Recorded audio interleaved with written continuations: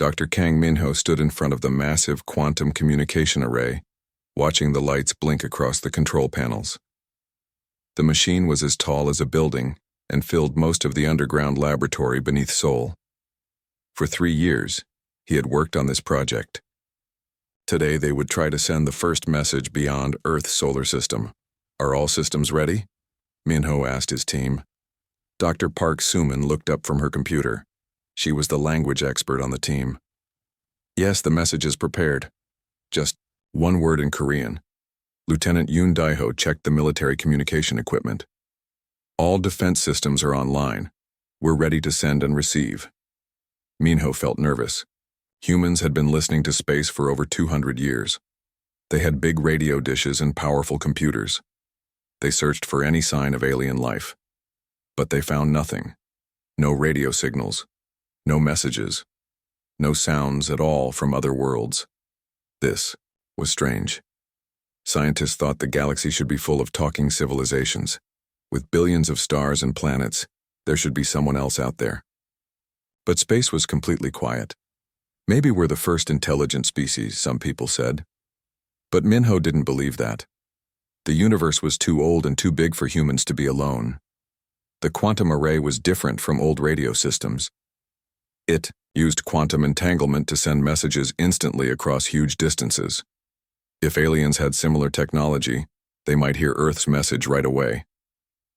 Beginning power sequence, Daeho announced. The laboratory hummed with energy. Lights flashed, faster across the control panels. Suman had chosen the message carefully. Just one word, 안녕하세요, which meant hello in Korean. It was simple and friendly. If aliens received it, they would know someone was trying to talk to them. Power at 50%, Minho said, watching the energy readings. The quantum field was building up. Soon they could send their message to Proxima Centauri, the closest star to Earth. For months, governments around the world had argued about what to say to aliens. Some wanted to send information about human science. Others wanted to share art and music. Politicians wanted to send messages about peace and friendship. But Minho's team decided to keep it simple. Just hello. Just a greeting to show that humans existed and wanted to communicate. Power at 75%, Daeho reported. All systems stable. The laboratory shook slightly. The quantum array was using enormous amounts of energy. Outside, the city of Seoul was running on backup power to give the laboratory what it needed. Minho thought about all the radio telescopes that had listened to space for decades. The SETI project, the Arecibo dish, satellites orbiting Earth, all of them searching for alien signals, all of them finding only silence. Why was space so quiet? Power at 90%, Minho announced. Somin, is the message ready?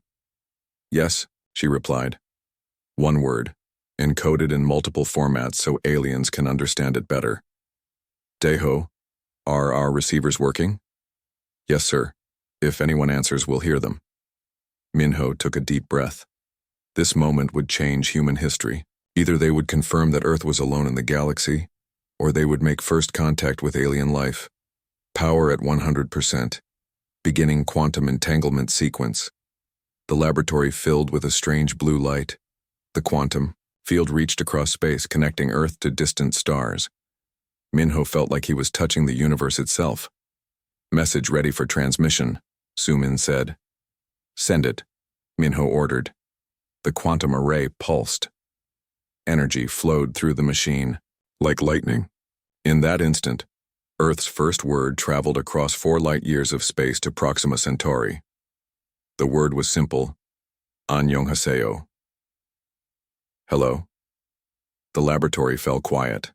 The blue light faded. The quantum field collapsed back to normal. The message was sent. Now they had to wait.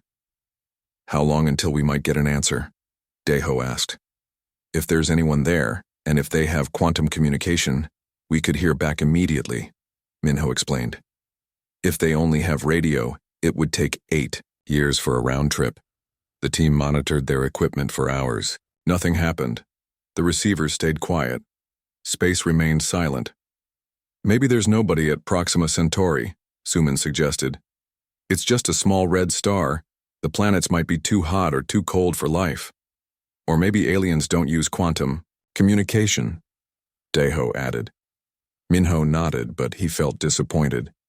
He had hoped for something, any sign that humans weren't alone. Days passed. The team checked their equipment every hour. They listened to space with every kind of receiver they had. Radio telescopes, quantum sensors, gravity wave detectors. Everything stayed quiet. On the third day, Minho was drinking coffee in his office when alarms started blaring throughout the laboratory. Red lights flashed. Computer screens lit up with data. "Sir," Suman shouted from the main control room. "You need to see this." Minho ran to the quantum communication station. The displays showed incredible readings. Energy signatures were coming from everywhere in space. "What am I looking at?" Minho asked. "Messages," Suman said, her voice shaking with excitement. "Thousands of them, all responding to our transmission." "From Proxima Centauri?" "No, sir. From everywhere. Every star system. Every galaxy we can detect. They're all sending signals at the same time." Daeho stared at his screens. "The communication network is overloaded. There are too many signals to process." Minho felt his heart racing. This was impossible. How could thousands of civilizations all respond at exactly the same moment? "Are you sure these are real messages?" he asked. "Yes, sir," Suman confirmed. "They're all different. Different languages, different technologies, different signal types, but they're all responses to our hello." The laboratory filled with sounds as the receivers tried to process the flood of alien communications. Clicks, tones, pulses, and strange music filled the air. Minho realized something incredible and terrifying. The galaxy wasn't empty. It was full of civilizations. They had been there all along, but they hadn't been talking until now, until humans said hello. "Sir," Daeho said quietly. "If they were all listening, but none of them were talking to each other, why were they staying quiet?" Minho looked at the flood of alien messages still pouring in from across the galaxy. He didn't know the answer, but he had a feeling they were about to find out, and he wasn't sure if humanity was ready for what they might learn. On the crystal world of Vorth Prime, the Kalari had been sleeping for 3,000 years. They looked like living diamonds, tall and beautiful, with light flowing through their bodies. When they slept, they became like statues in their great, crystal cities. The Keeper of Dreams felt the human message first. It was like a warm touch on her crystal skin. The word, Annyeonghaseyo, flowed through the quantum fields that connected all Kalari minds. She opened her crystal eyes. Light began to pulse through her body. Around her, thousands of other Kalari started to wake up. Their cities began to glow as crystal minds reconnected with each other. "The silence is broken," the Keeper whispered. Her voice rang like beautiful music through the crystal halls. "Someone has spoken across the void." The Kalari had been part of the Great Silence for 50,000 years. They chose to sleep rather than risk speaking and bringing danger to the galaxy. But now someone had been brave enough to say hello. "We must answer," said the war singer, an ancient Kalari whose crystal body was scarred from old battles. "Whoever broke the silence deserves our greeting." Across space on the energy world of Andromeda, the Threnodi felt the human message like lightning through their spirits. The Threnodi had no physical bodies. They were pure energy, living in the space between stars. For thousands of years, they had communicated only through dreams and visions. They were afraid that their energy signals could be tracked by the hunters that once destroyed civilizations. But the human message was different. It was simple and honest. The Threnodi felt no fear in it, only curiosity and hope. "Young species," sang the Elder Current, a being of pure light that had existed since before Earth was born. "They do not know what dangers they wake, but perhaps it is time." The Threnodi began to gather their energy. They would send their own greeting, but carefully. They would teach the humans about the galaxy's history and the reason for the long silence. On the warrior world of Mokari, the message reached the Great Hall, where the fighter clans had been meeting in silence for generations. The Mokari looked like huge bears, but they moved with the grace of dancers. Their fur was marked with scars from battles fought long ago. Chief Barum heard the human word and stood up from his stone throne. He was the largest Mokari alive, with silver fur and wise eyes. Around him, warriors who had not spoken in decades began to whisper. "Someone has broken the silence pact," said his advisor, a smaller Mokari named Ketu. "What should we do?" Baram looked at the stars through the great windows of the hall. "The humans do not know what they have done, but they have shown courage that we have forgotten." The Mokari had sworn the Silence Pact after their last great war. They fought so terribly that they nearly destroyed their own world. In shame, they agreed never to speak across space again, afraid their warrior nature might bring conflict to other worlds. But this human message was not about war. It was about connection. "Send word to all clans," Baram ordered. "We will answer, the humans, and we will tell them why the galaxy has been quiet for so long." Back on Earth, Dr. Lim Jiwan was trying to understand what was happening. She was Earth's best expert on alien life, but she had never expected to actually meet any aliens. The messages were still pouring in from across the galaxy. Each one was different. Some were mathematical equations, others were music. A few sent pictures of their worlds and people. "How many civilizations are responding?" she asked her assistant. "Over 2,000 so far," he replied. "And more signals are coming. In every hour." Jiwan felt amazed and confused. If there were thousands of intelligent species in the galaxy, why had space been silent until now? She studied the messages more carefully. Many of them mentioned the same thing. They had been waiting. Some said they were waiting for a sign. Others said they were waiting for someone brave enough to speak first. They were all afraid of something, Jiwan realized. But afraid of what? She found references to something called the Echo in several alien messages. The Kalari called it the darkness that devours. The Threnodi named it the Silence Bringer. The Mokari simply called it the enemy. Every species seemed to know about this threat, but their descriptions were unclear.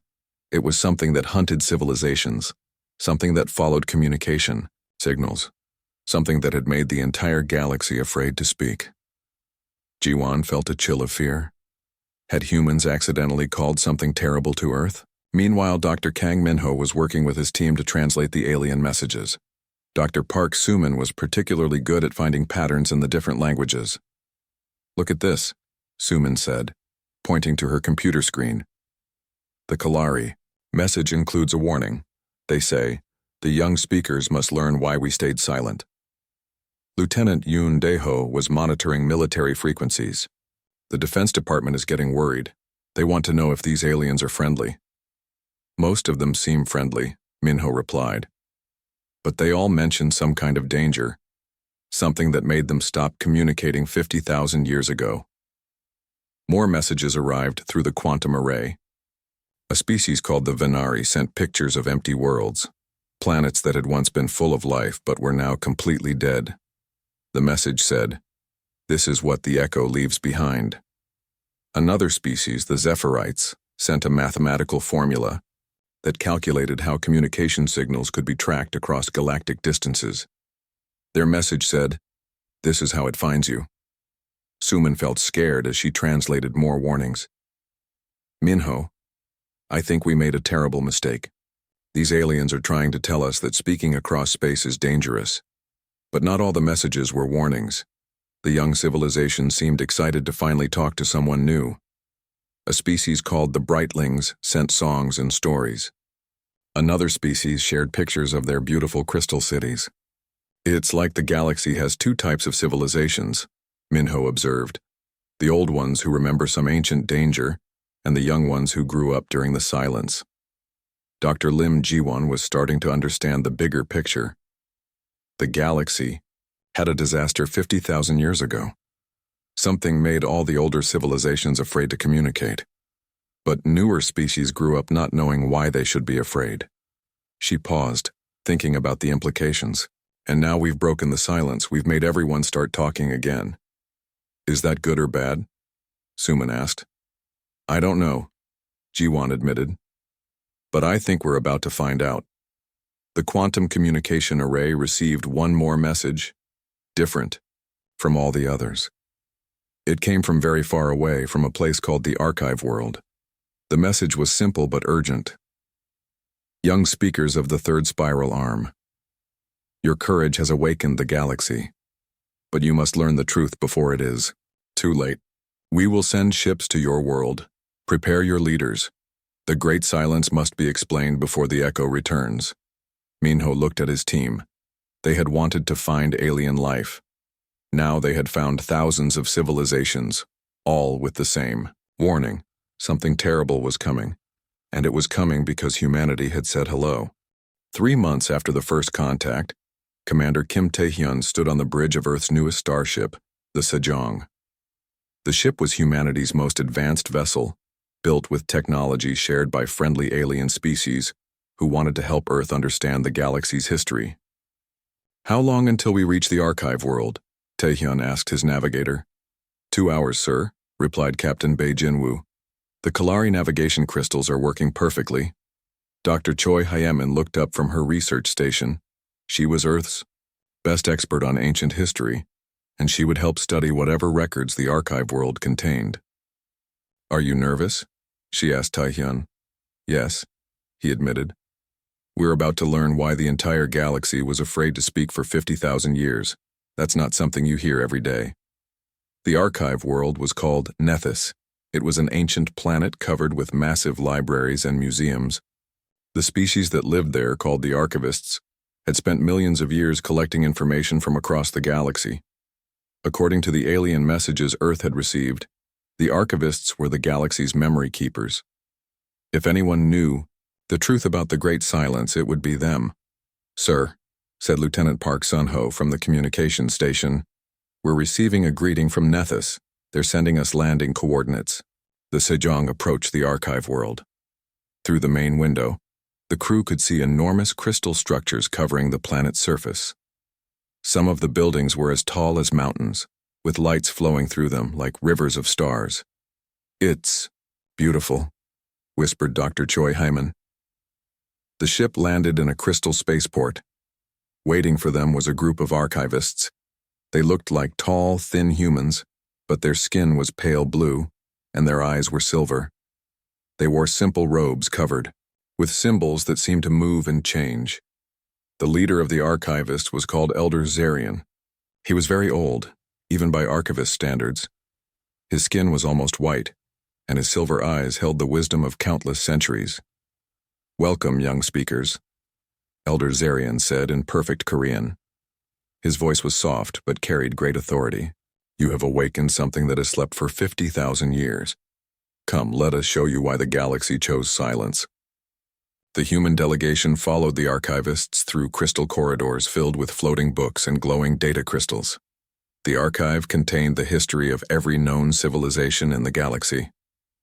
Your species is very young, Elder Zarian explained as they walked. Only a few thousand years of recorded history, but you have something most species lack. What's that? Commander Tae-hyun asked. Courage without wisdom, the elder replied. Sometimes, that is exactly what the galaxy needs. They entered a vast chamber called the Hall of Memories. The walls were covered with moving pictures that showed the history of the galaxy. Dr. Choi Hyemin gasped as she saw images of civilizations that had existed millions of years ago. Long ago, Elder Zarian began, the galaxy was full of communication. Thousands of species talked to each other constantly. Trade, science, art, philosophy. Ideas flowed between worlds like rivers of light. The pictures on the walls showed beautiful scenes of alien worlds working together. Space stations where different species met and shared knowledge. Ships carrying messages between distant stars. It was a golden age, the elder continued. But then something came from the void between galaxies, something we call the echo. The pictures changed. Now they showed something dark and terrible moving through space. It looked like a cloud of living shadow, but it was enormous, bigger than entire star systems. What is it? Asked Captain Bae Jinwoo. We are not certain, Elder Zarian admitted. Some believe it is a weapon created by a long-dead civilization. Others think it is a natural force of the universe. But we know what it does. The wall pictures showed the Echo approaching a busy star system full of talking civilizations. The moment it arrived, all communication stopped. Then the planets themselves began to change. The Echo feeds on organized information, the Elder explained. It consumes thoughts, languages, cultures, and knowledge. When it touches a world, everything becomes empty. Dr. Choi Hyemin watched in horror as the pictures showed planets being drained of life. Not destroyed, but somehow erased. The cities remained, but they became meaningless. The people survived, but they forgot who they were. How does it find its targets? She asked. Communication signals, Elder Zirian replied. The Echo can trace any long-distance message back to its source. The more a civilization talks across space, the easier it becomes to track. Commander Taehyun understood the terrible logic. So the galaxy stopped communicating to hide from this thing. Exactly. The Great Silence was our survival strategy. Every civilization agreed to stop sending messages between stars. We hid from the Echo by becoming invisible. But if it's been gone for 50,000 years, maybe it's dead, suggested Captain Bei Jinwoo. Elder Zerion shook his head sadly. The Echo does not die. It simply moves to other galaxies when there is nothing left to consume. But it always returns to check for new growth. The pictures on the wall showed other galaxies that had suffered the same fate. Entire spiral arms of stars that once held thriving civilizations, now dark and empty. Our scientists calculate that the Echo returns to check each galaxy every 50 to 70,000 years. The Elder continued. We have been fortunate. It has been gone for exactly 50,000 years. Dr. Choi Hyemin felt sick. You're saying it might come back soon anyway? Yes. But your species has made the situation much worse. The wall pictures now showed the recent events. Humanity's message spreading across the galaxy. Thousands of civilizations responding. The galaxy suddenly full of communication again. When your people sent that first message, it broke the Great Silence, Elder Zerion explained. Now every civilization is talking. The galaxy is louder than it has been in 50,000 years. And if the Echo is out there listening... Commander, Taehyun began. It will hear us, the Elder finished. And it will come. The human delegation stood in shocked silence. They had come to the archive world hoping to learn about alien history. Instead, they had discovered that humanity might have doomed the entire galaxy. How long do we have? Dr. Choi Hyemin asked quietly. Elder Zirion consulted a floating crystal that showed calculations from across the galaxy. Our long-range sensors have detected gravitational distortions at the galaxy's edge. Something enormous is moving toward us. The Echo? Captain Bei Jinwoo asked. We believe so. At its current speed, it will reach the first inhabited systems within 1 year. Commander Taehyun felt the weight of responsibility crushing down on him. Is there anything we can do to stop it? Many civilizations are already fleeing to other galaxies, Elder Zerion replied. Others are preparing to hide in pocket dimensions, or deep space. Some are returning to the Great Silence, hoping it will lose interest. But none of those solutions will save everyone, Dr. Choi Hyemin observed. No, the Elder agreed. When the Echo comes, billions of beings will die or be erased. And it is coming because your species was brave enough to say hello. The humans looked at each other with growing despair. They had made first contact with alien life, but they had also triggered a galactic catastrophe. However, Elder Zerion continued, there may be one hope. What? Commander Taehyun asked desperately. Your species thinks differently than most. Where others see problems, you often see opportunities. Where others choose to hide, you choose to fight. The Elder gestured to the walls around them. The greatest minds in the galaxy have studied the Echo for 50,000 years. But they all think like old civilizations, cautious, careful, afraid to take risks. You want us to find a solution that older species couldn't? Dr. Choi Hyemin asked. I want you to try, Elder Zerion replied. Because if humanity cannot find an answer, the Echo will consume this galaxy just as it has consumed others, and the universe will become a little more silent forever. Admiral Seo Minjae stood in the command center of Earth's Deep Space Monitoring Station, watching the worst news humanity had ever received. Red warning lights flashed across dozens of screens as reports came in from the galaxy's edge. "Ma'am," called Ensign Yu Do-hyun from his sensor station, "we're getting confirmation from the Kalari monitoring posts. Something massive is moving through the outer rim systems." "How massive?" Admiral Seo asked, though she was afraid to hear the answer. "The gravitational signature suggests an object larger than our entire solar system," Dr. An Soo-jin replied. She was Earth's top quantum physicist, and she had been studying the sensor data for hours. "But it's not solid matter. It's something else." 6 months had passed since Commander Taehyun's mission to the archive world. Since then, Earth scientists had worked desperately with alien researchers to understand the Echo and find a way to stop it. But now their time was running out. "Show me the latest images," Admiral Seo ordered. The main screen displayed pictures from deep space telescopes. At first it looked like empty space with normal stars, but as the image zoomed in, something became visible, a darkness that wasn't quite black. It moved between the stars like a living shadow, and wherever it passed, the stars seemed to flicker and dim. "The Threnody energy beings tried to scan it," Dr. An Soo-jin reported.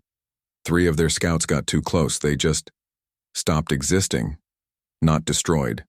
Erased." Admiral Seo felt a chill run down her spine. The reports from alien civilizations painted a terrifying picture. The Echo didn't destroy things in any normal way. It simply removed them from reality, as if they had never existed.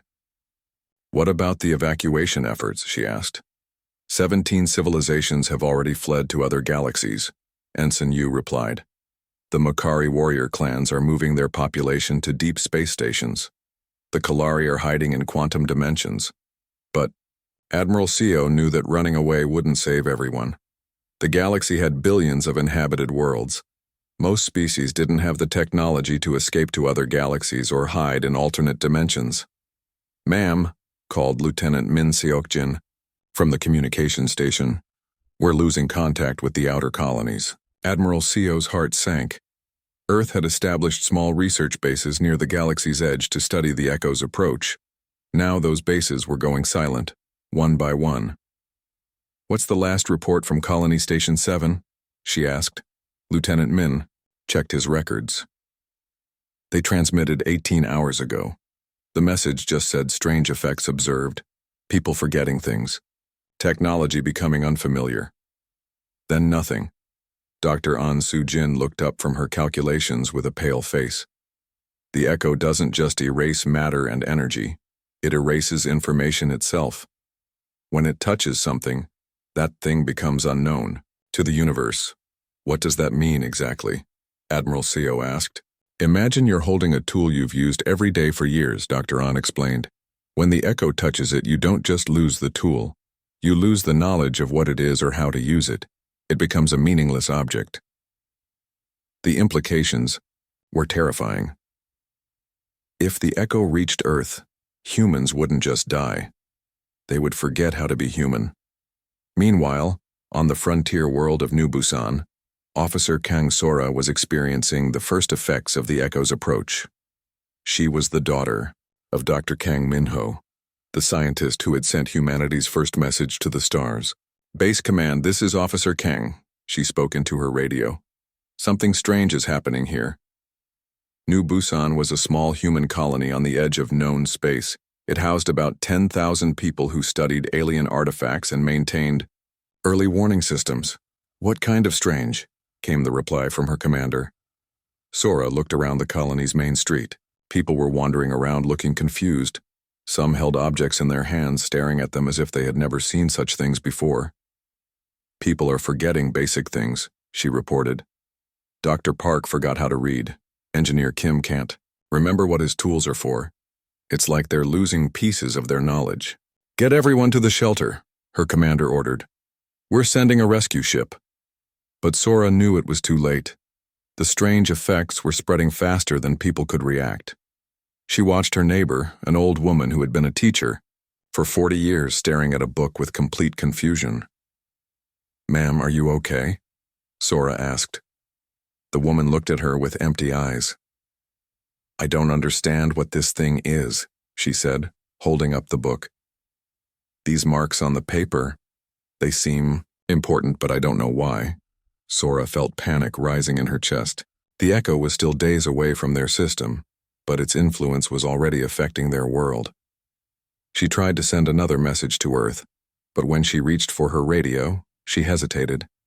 The device looked familiar, but she couldn't quite remember how to use it.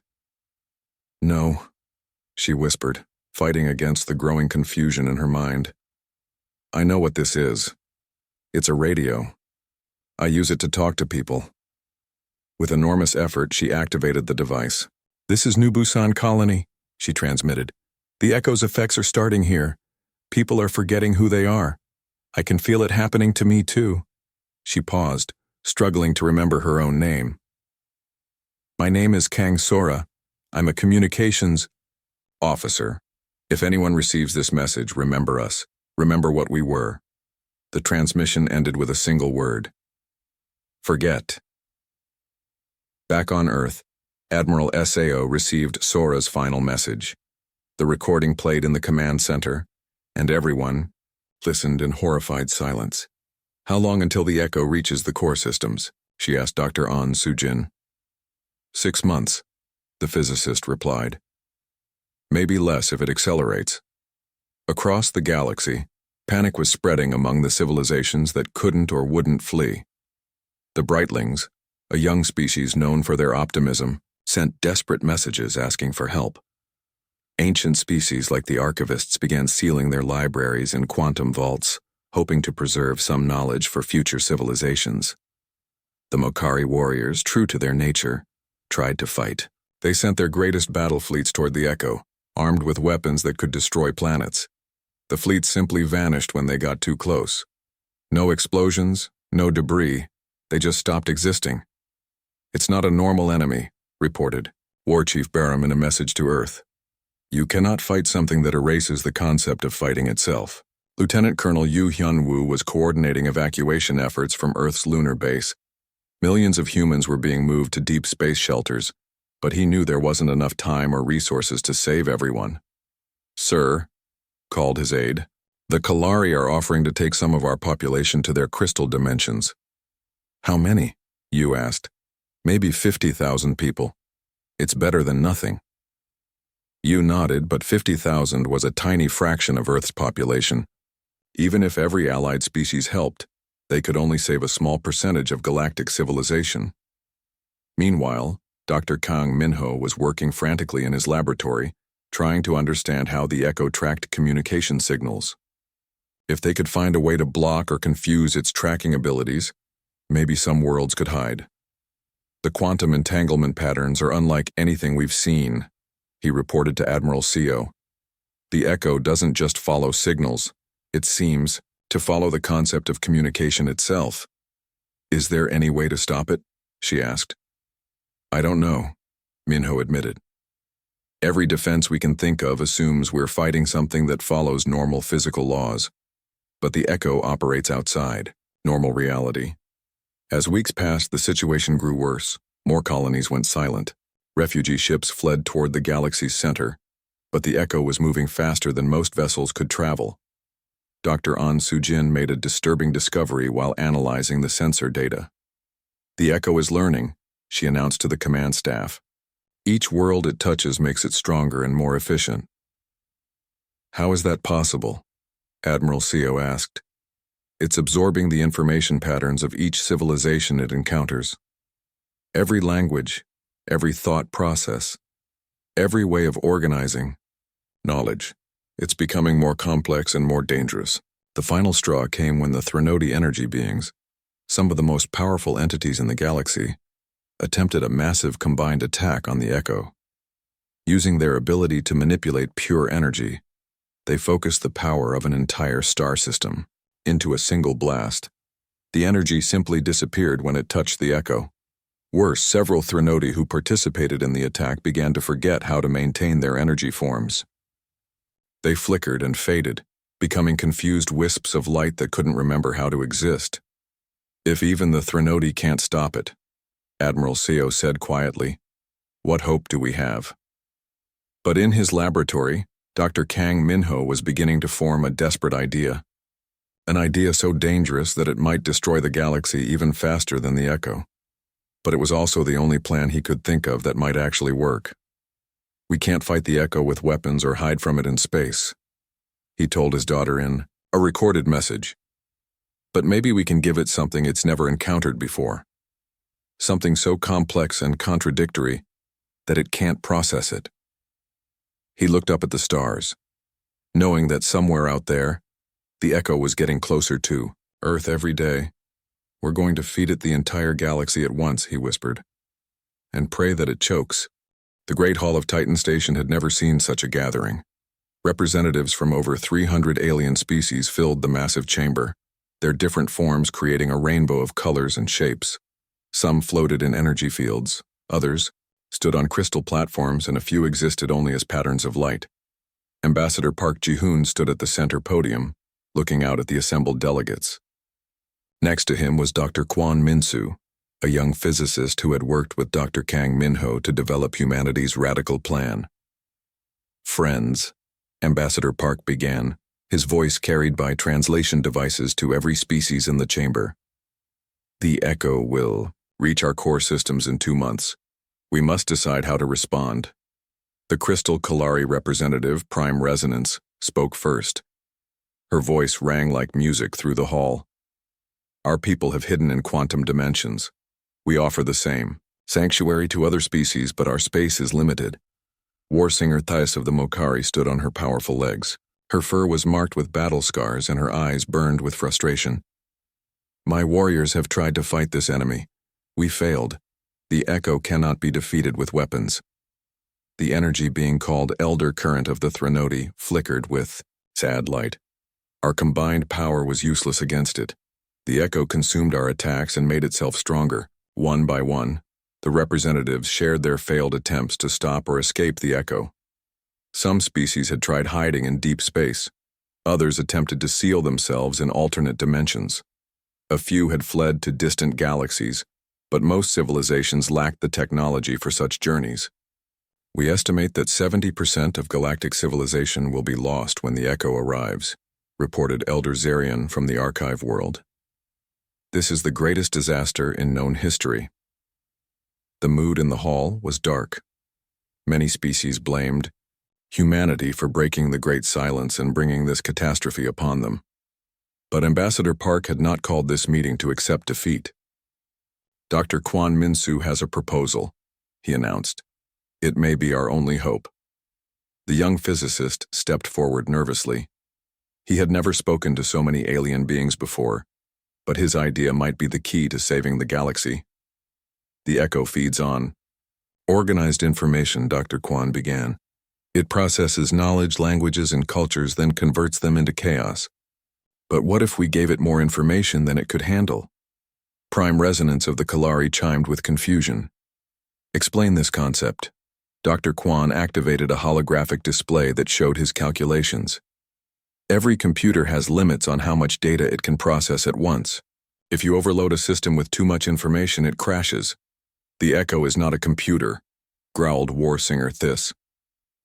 "No, but it processes information in similar ways," Dr. Kwon replied. "Our studies show that the Echo converts organized knowledge into random chaos through a step-by-step process. If we flood that process with infinite complexity, it might overload." Elder Current flickered with interest. "What do you propose?" "The Cascade Protocol," Dr. Kwon explained.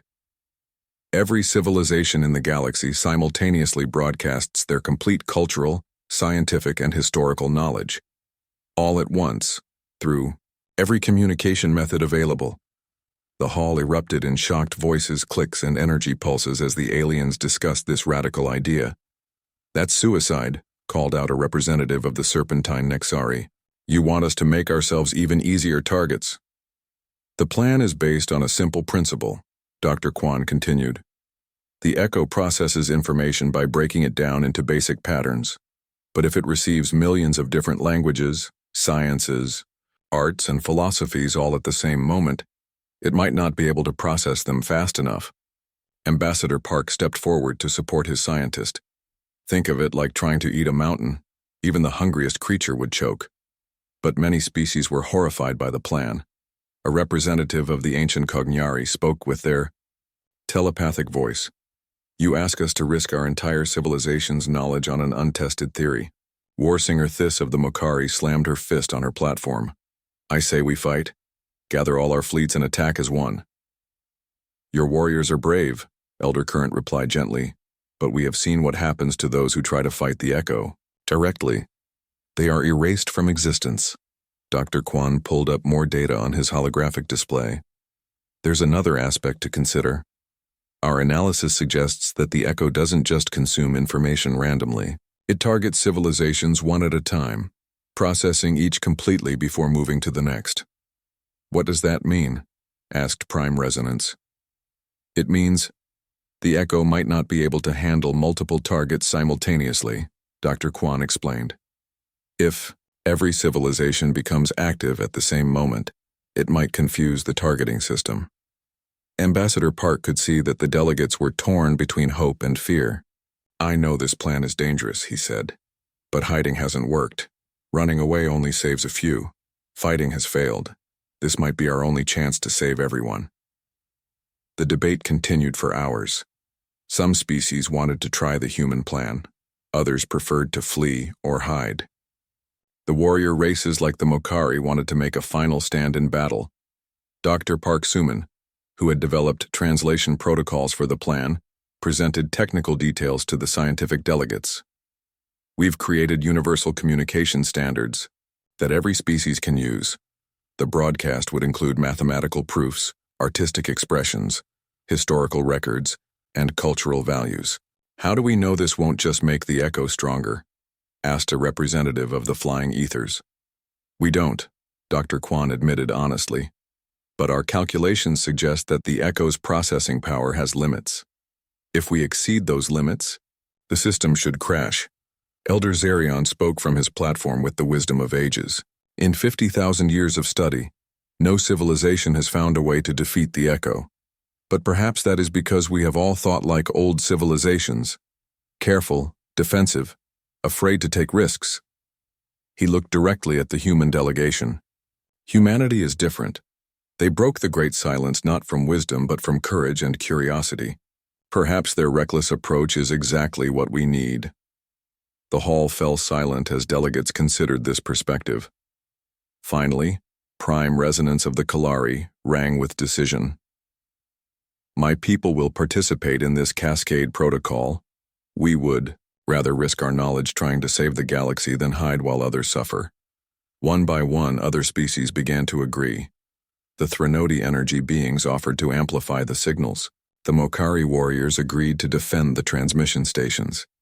Even some of the most cautious species decided to take the risk.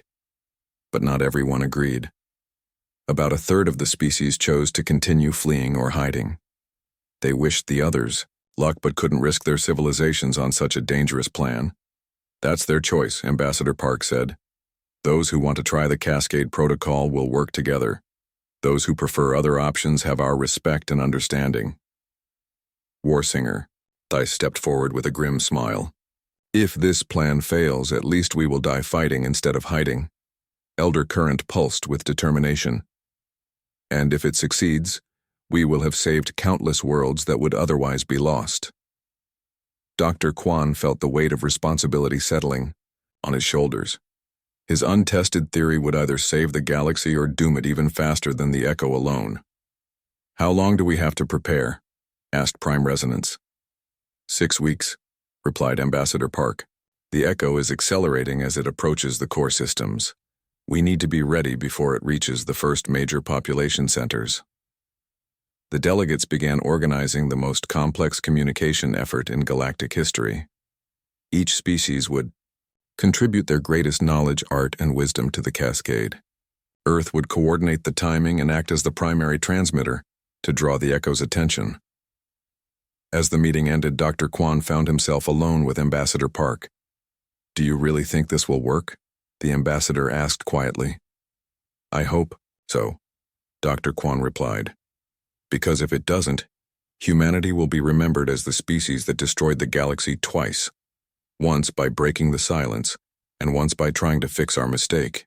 Ambassador Park looked out at the stars through the station's great windows. Somewhere out there, the Echo was approaching, ready to erase everything they loved. "Then we better make sure it works," he said. "The galaxy is counting on us."